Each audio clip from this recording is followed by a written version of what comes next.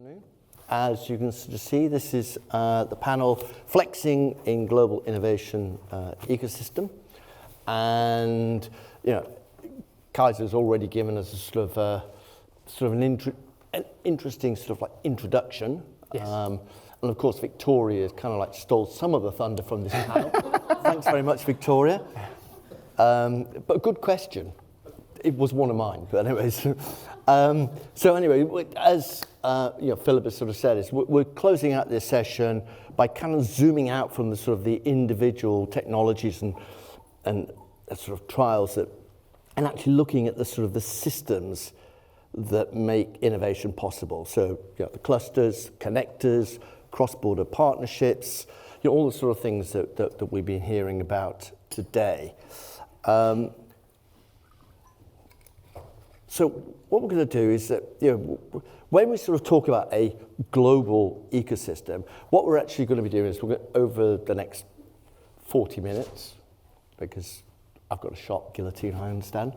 The questions we're going to ask is, what actually makes an ecosystem global rather than just local or national?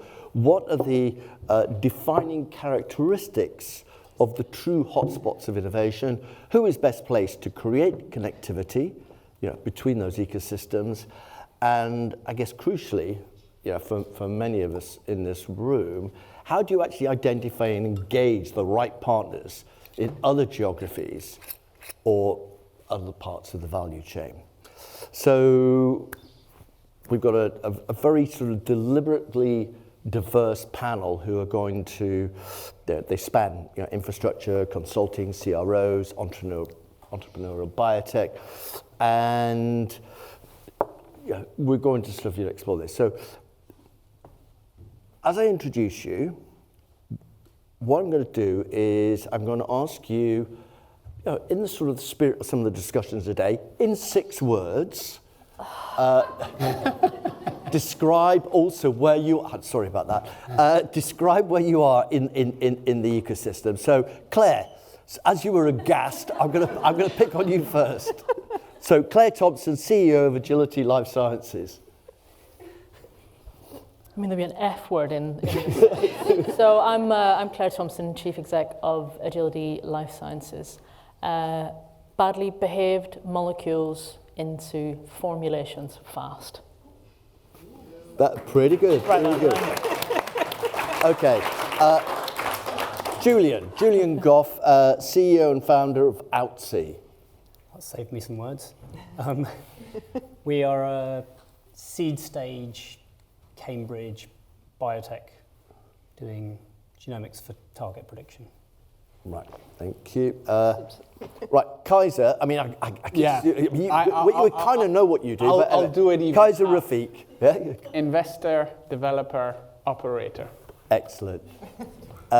Nina Maransek, EY Parthenon. Yeah, I'll go for 6, 7 words. Sure. Yeah. Oh, very I help primarily large pharma think about global partnerships and ecosystems. Excellent. And Sophie Rose from Wuxi Aptech. Global Contract Research and Development Organisation. That's bang on. Okay. Okay. Put a lot of pressure on everybody. I know. Well, hey, we've got to sort of start you on the back foot. So the idea is actually sort of to get you thinking aloud. And I did sort of said in advance, these are sort of the questions. And of course, then first question I threw at them is a complete curveball. But I did like the idea of 6 words. My 6 words are still getting away with it.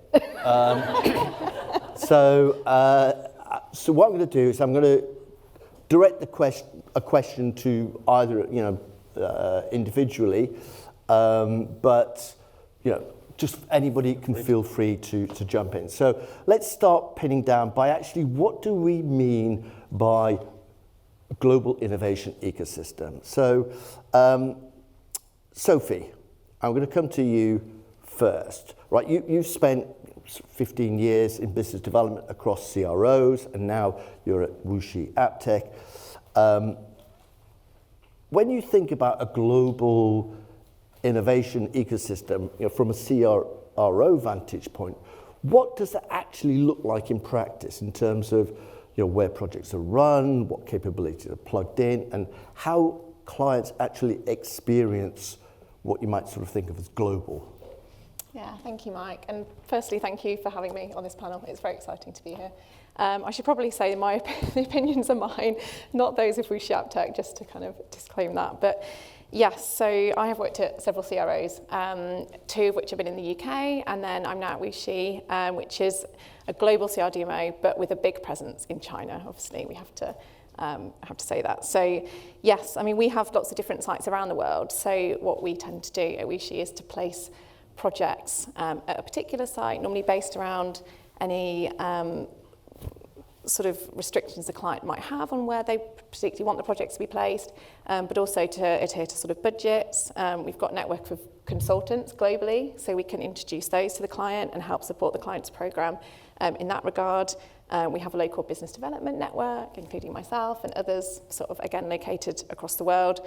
We have no problem flying around the world to take people out for lunches and dinners, etc. So do keep that in mind. If there's not a local BD person, we can come to you. We love doing that. We work flexibly across time zones. So this is all kind of, I think, sort of in line with the global expectations that we have. And we also say, don't be afraid to use multiple CROs. That's one thing that we work really collaboratively. I can see a lot of CRO faces in the audience now. We work really collaboratively at WuXi with other contract research organisations. We fully appreciate not everyone can do everything, and we are, very collaborative in that sense as well.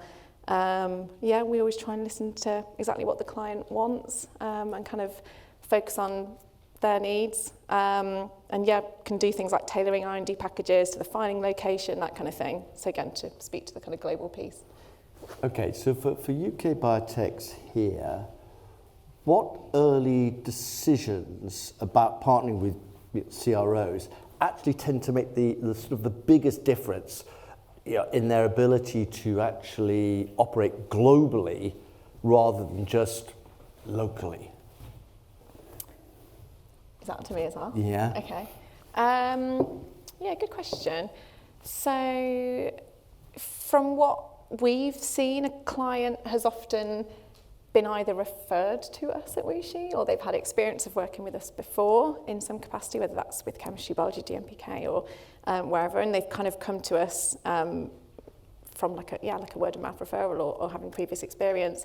It might be to do with the cost of the project. We have to acknowledge that facilities in certain parts of the world are cheaper than others, so you might consider that to be like a more cost-effective option.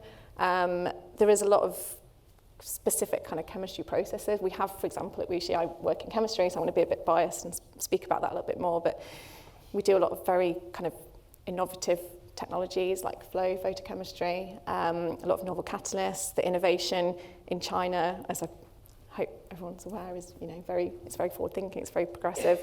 Does that kind of help?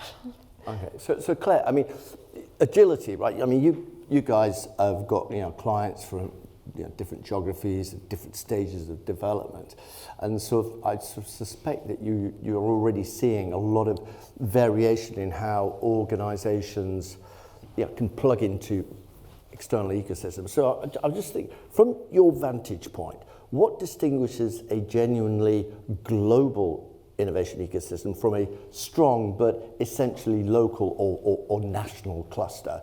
What are the sort of the features that you look for when you sort of look at that difference? Yeah, it's a great question, and I think it's been echoed throughout the day that no organisation, big or small, can do it on their own. I'm glad that you've acknowledged that WuXi can't do everything as well. The key decisions that small biotechs, wherever they are, need to make are what are the things that they're going to outsource and what are the things they're going to keep close to them. Kathy nailed it earlier. It doesn't take a village, it takes a city, it takes a community to take a molecule from discovery through development, through to clinic, through onto the market. But I'm a big fan of wordplay, so I'm going to use a lot of C's here. The decision making really has to be around what's the capability of the organisations that you're going to work with? Everybody says they can do everything and they can't. What's the capacity? When you've committed to a milestone, a time frame with an investor, they will hold you to that. It doesn't matter whether there's another world war starting, or there's a pandemic, or there's a financial crisis. You've got to meet this. So what's the capacity? Can they start your project quickly enough to enable you to get to that milestone without running out of money? And the next thing is cost. So you've got to make these decisions about being capital efficient, so making the most of your money to enable you to get to the value inflection point, still be able to pay your people, still be able to pay for the studies to be run. And the last thing is that community. I do think that the life sciences in the UK is the one and only industry that can get this country off its arse, and it is on its arse. It's the only thing. And I'm glad to see there's some great data that's come out on the life science industrial strategy today. But we can't do it on our own. We still need to partner outside of the UK to work with perhaps, bigger players to enable us to scale, to enable us to do things more quickly.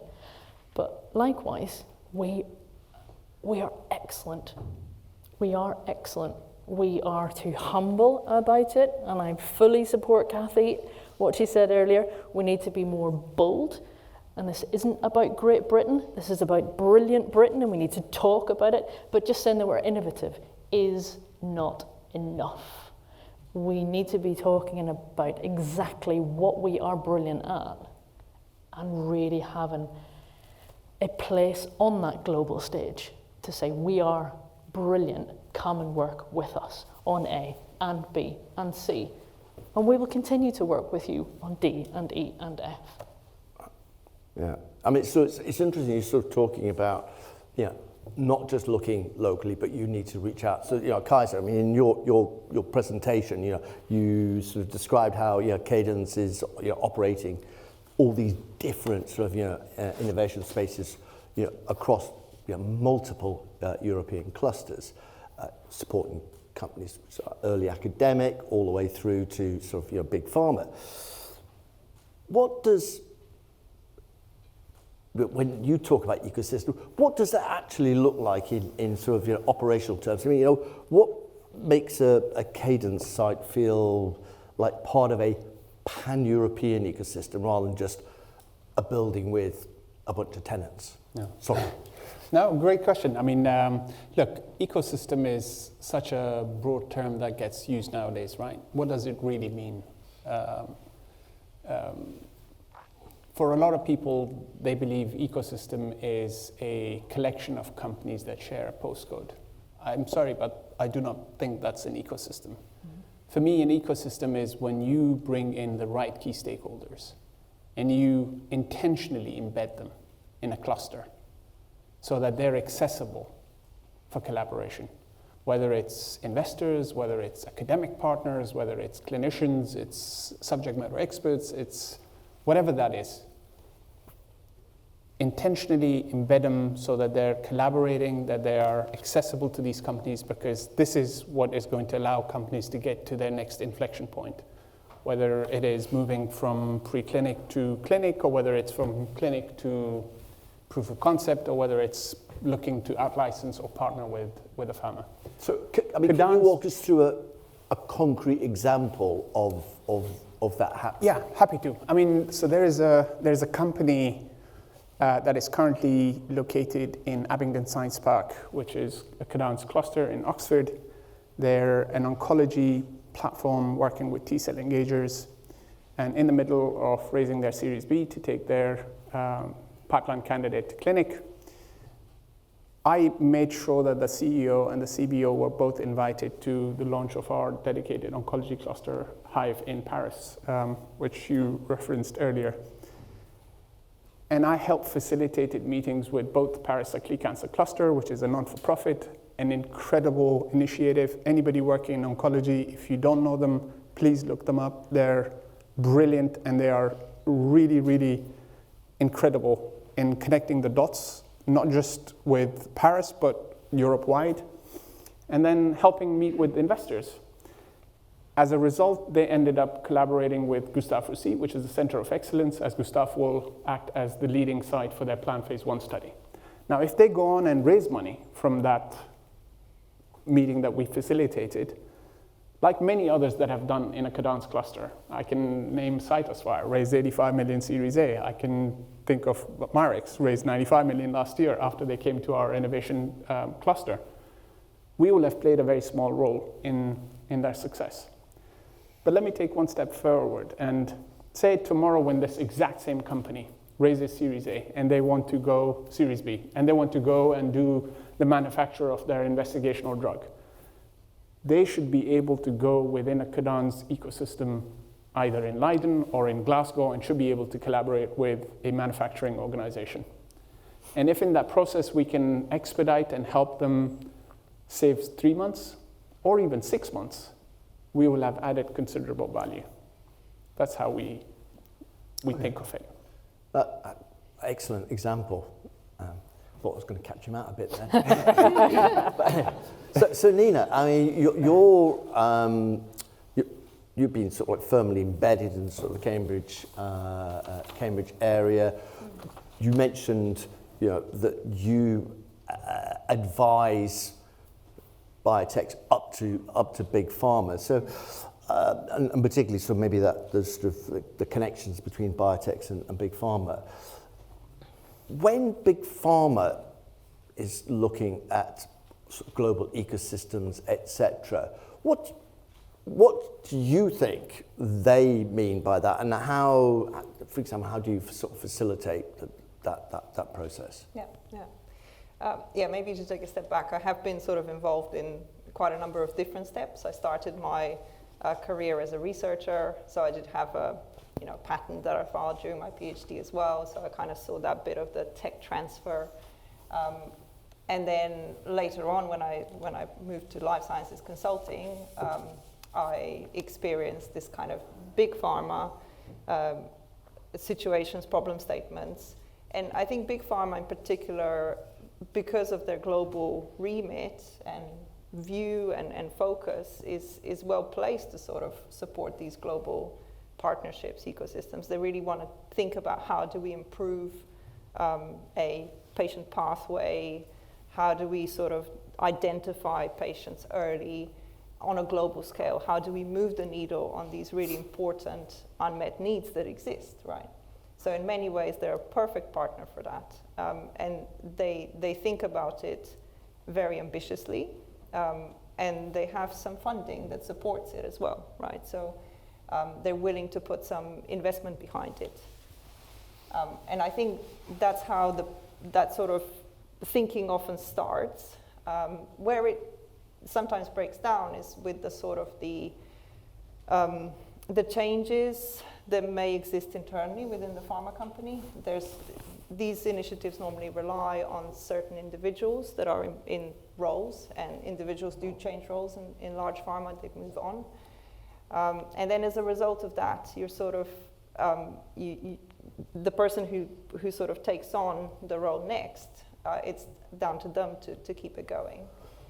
So the way it works best is when you have a partner or an ecosystem that has other players within that ecosystem that are able to provide that red thread to keep it going. So can you give us an example of where you've seen that sort of ambition of sort of creating sort of a global ecosystem actually working?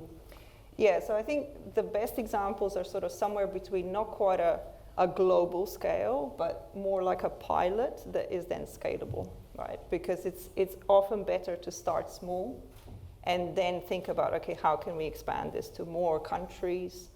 So some of the initiatives, in particular the sort of cancer detection space, have been extremely powerful because they brought together sort of AI expertise, different, sort of clinical understanding, and then really sort of allow that to be nicely scaled after a pilot. So that's a good example. And I think what it boils down is create a relatively simple vision, and the different players can sort of focus around, and it's fairly meaningful to a number of different players in the ecosystem. Yeah. Okay.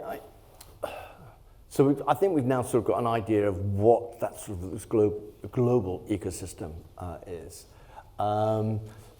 Again, one of the things that has been referred to is that hey, we do brilliant science here. Oh, we do brilliant science in Europe. Oh, well, of course, the sort of the epicenter for the last 20 years has been the US. Actually, China's doing a lot. So I'm just sort of like trying to sort of think, when we talk about global ecosystems and we're talking about innovation, we're also sort of talking about hotspots. So I'd like us to sort of think about, how do you identify the places that are catching fire? So Julian, you've kind of hopped around.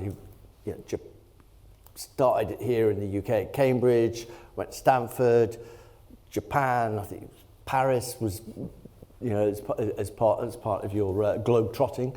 So you're in sort of quite a good position. I just sort of wonder, the different cultures that you're going to see. You've sort of seen them from the inside. So what in your view makes these places a genuine hotspot? And in your space in particular, where are you looking? I guess I've got a few different answers to this. I mean, earlier in the Boston Bootcamp discussion, people kind of covered specifically, what makes Boston so much. But from a small founder in Cambridge here perspective, it's that if you're going to travel and go to one place in this field or our field, if you go to Boston, it's where you can get the most done. You go for one reason, and in the weeks leading up to it, you can invent 3-4 more reasons to be there, and then when you're there, you randomly bump into people. So just not trying to define what makes it, but what makes it for us is somewhere you can go, one place, and there's a lot going on. How easy is it to access, though? Because, I mean, look, the whole point is that, we know that there's a sort of a critical mass of almost everything. I mean, people in Boston don't need to look anywhere. So how do you actually, make a difference, make a noise that's actually going to be heard? Well, I was thinking earlier during the discussion about what makes something global. And I was thinking of two words came to mind. So one is like scarcity and excellence, or competition can be a form of excellence. So on the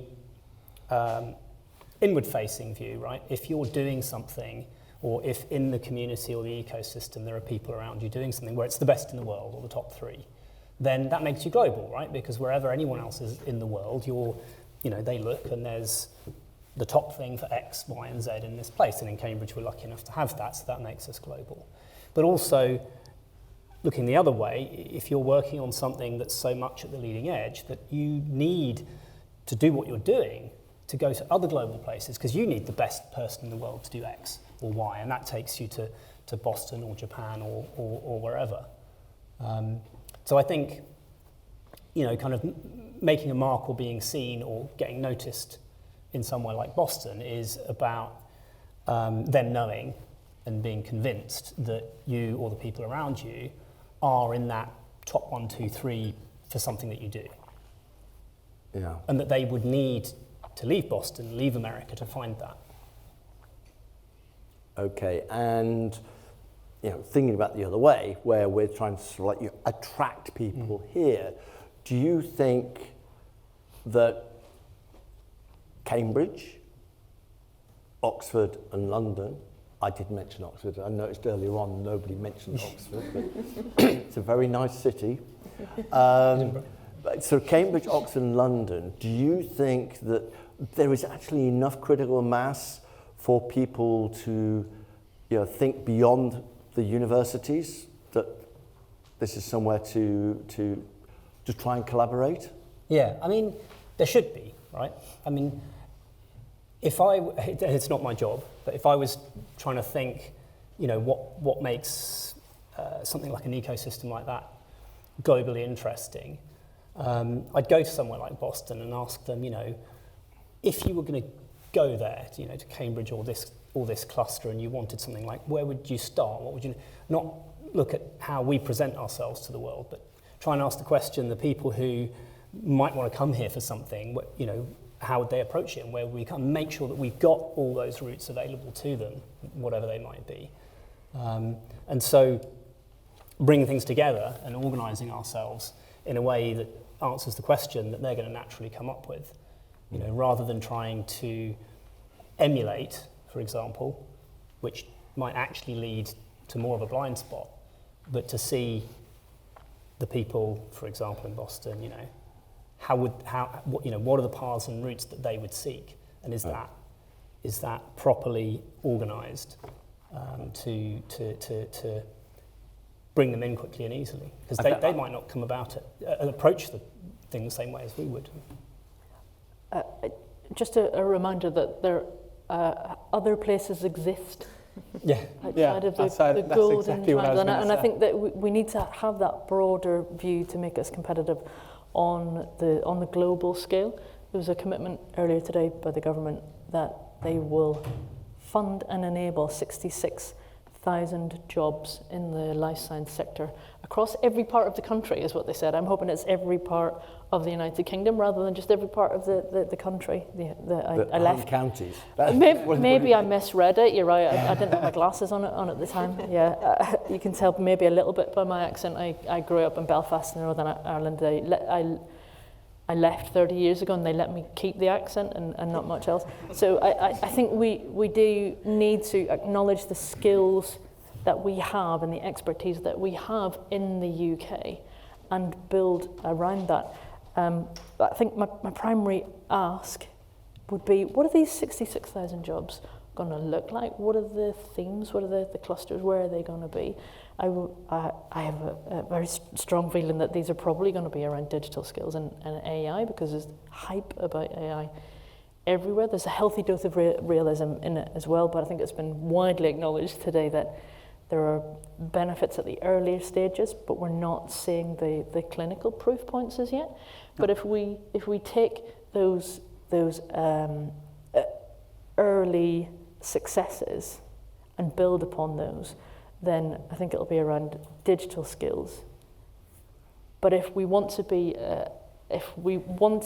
brilliant Britain that has companies start, scale, and stay here, then we need to be working in partnership with the communities that Cadence, etc., and the other corporations that are investing in life science space to help us to get there.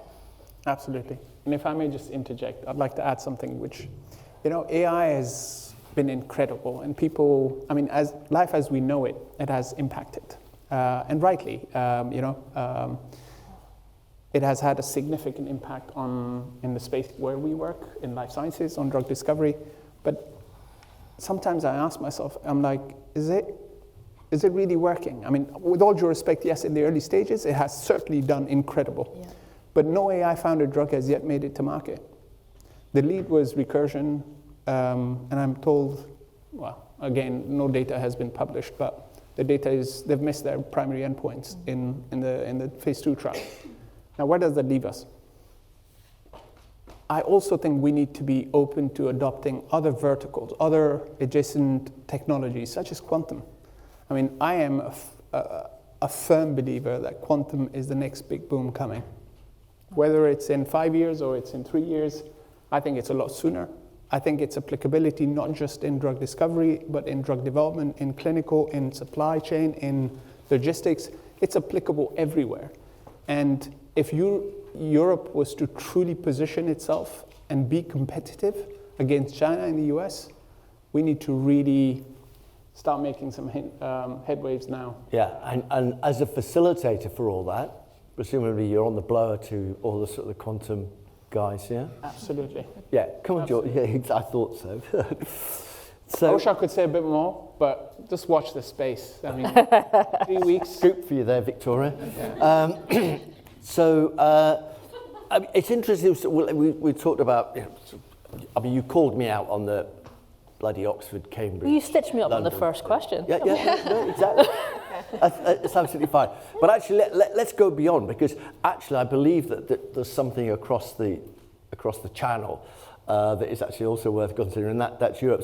So Nina, I want to come to you, because you are sort of actually almost have that helicopter view of what's going on globally. And I was just sort of wondering, where do you see the sort of the true R&D and innovation hotspots emerging, and what common characteristics do they share?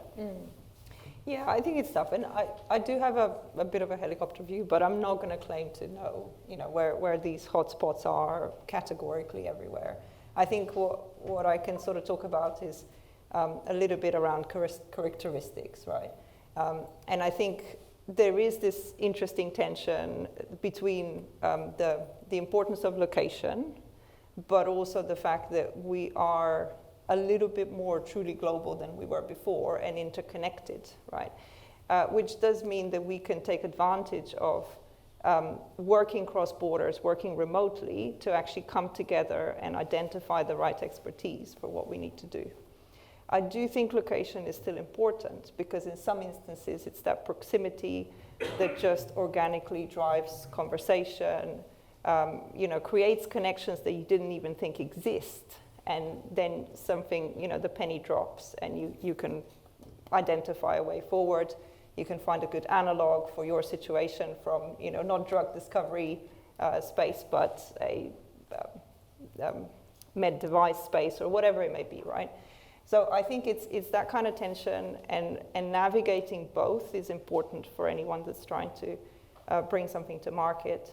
But then, if I think of hotspots, I would definitely say that US, Boston area is really key. It was brought up earlier today, which I think is really relevant. It's not just about the current expertise, it's also the kind of the experience, the pedigree, the longevity of experience that exists in Boston. The fact that you have these investors that may have been around for a long time that are really able to give you a good advice, and a range of experiences.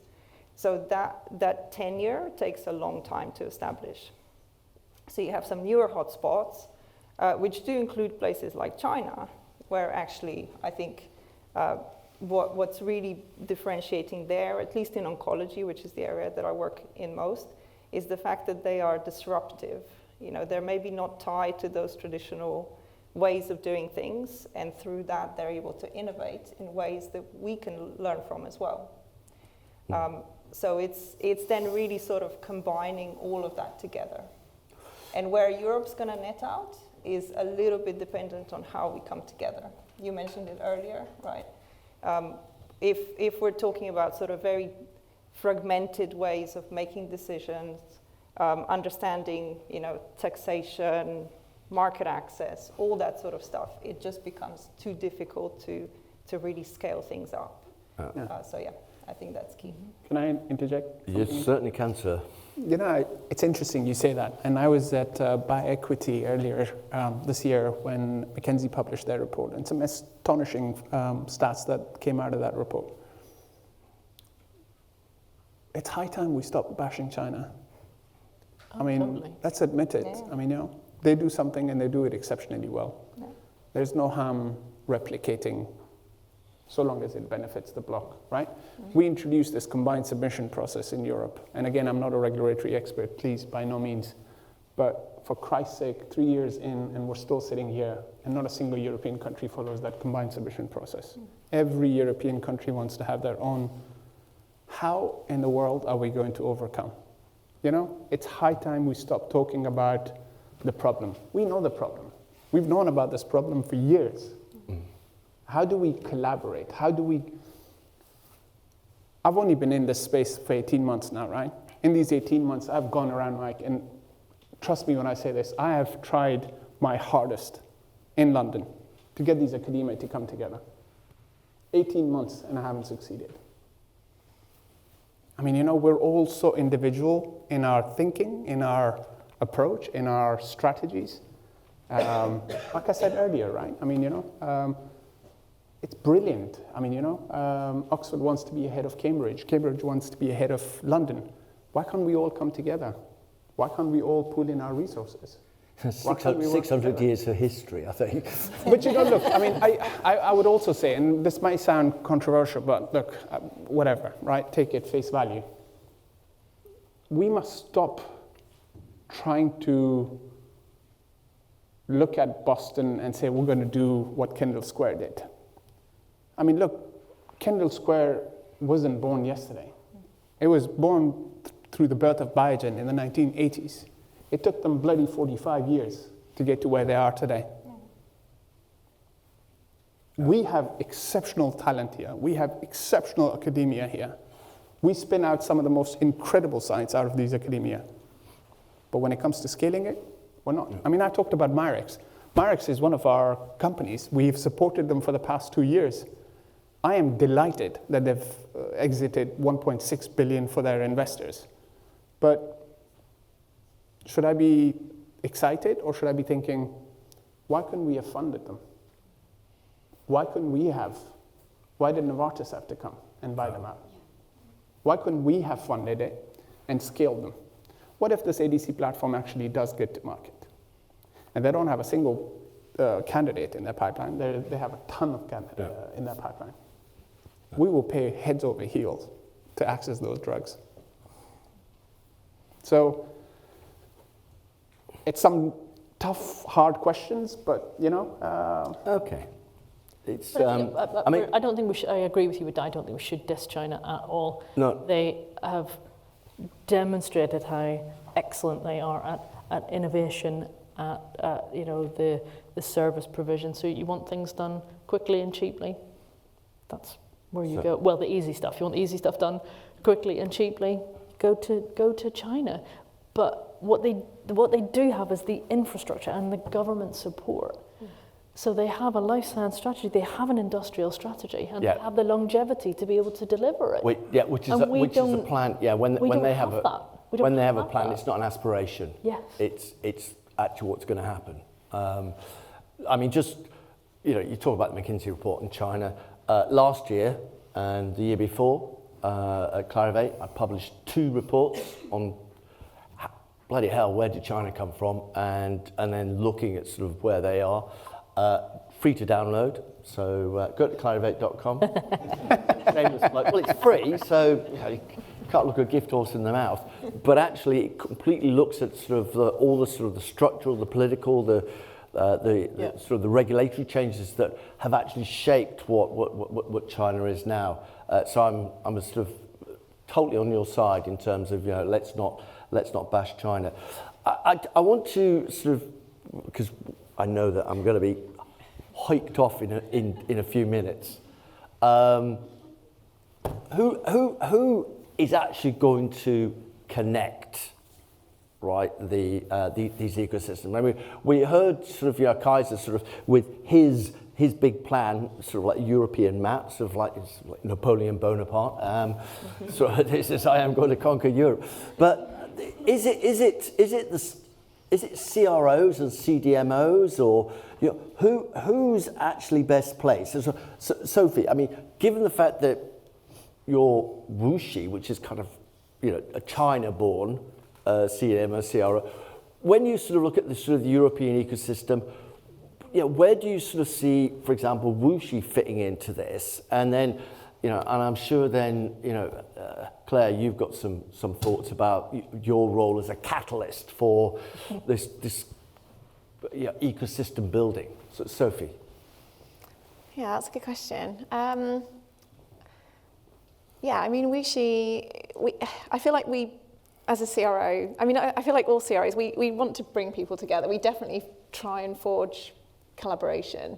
As I said, we can't do everything, and we enjoy the relationship that we have with other CROs. And I feel like the CRO ecosystem globally is extremely strong, and I feel like there's good representation from CROs in this room. And I just think that ultimately we want to bring the drug to patients, right? We all have the same ultimate goal, and it's just about every CRO finding their, I don't want to say niche necessarily, but just finding their place in the kind of whole market. And we, if we can't do something, we try and refer to another CRO that we know can. And I think we just need to probably support each other and work together and just kind of trying to help the ecosystem as a whole in the best way we can. And I guess that's, some CROs offer different models. I think we spoke a bit about that. And there might be, it's not to say that WeShe offers this, but some CROs offer like an investment-based model where they can invest in like a startup or a biotech company in exchange for service provision, or offer sort of support in other ways. So I think we're all kind of working towards the same goal, which is just bringing the medicine to the patient. And I think it's just about collaborating as best we can, really.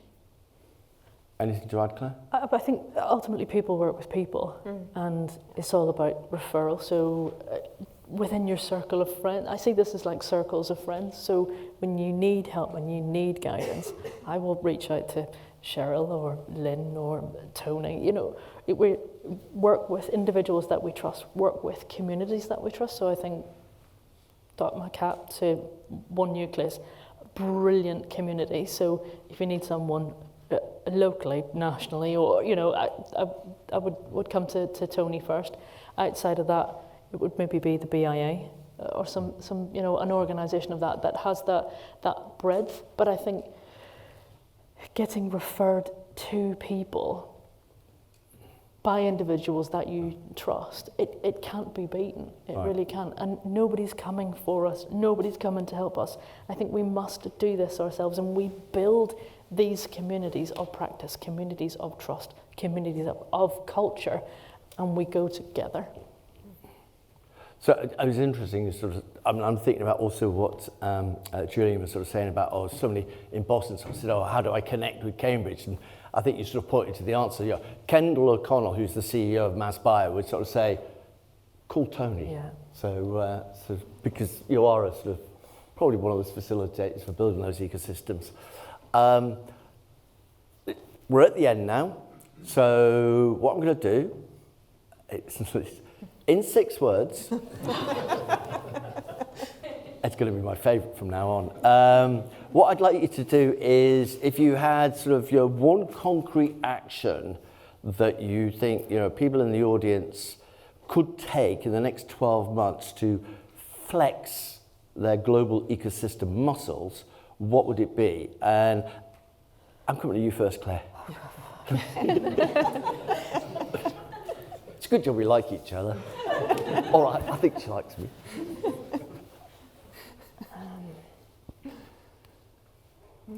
Build your network and be bloody brave.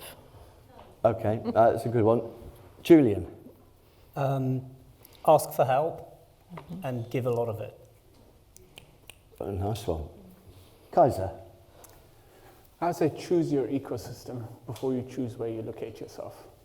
Very important who you surround by, because they will have a significant influence on the success that you will see. Nina? Sorry, it wasn't 6 words, but... That's all right. I'll go for more than 6 as well, don't worry.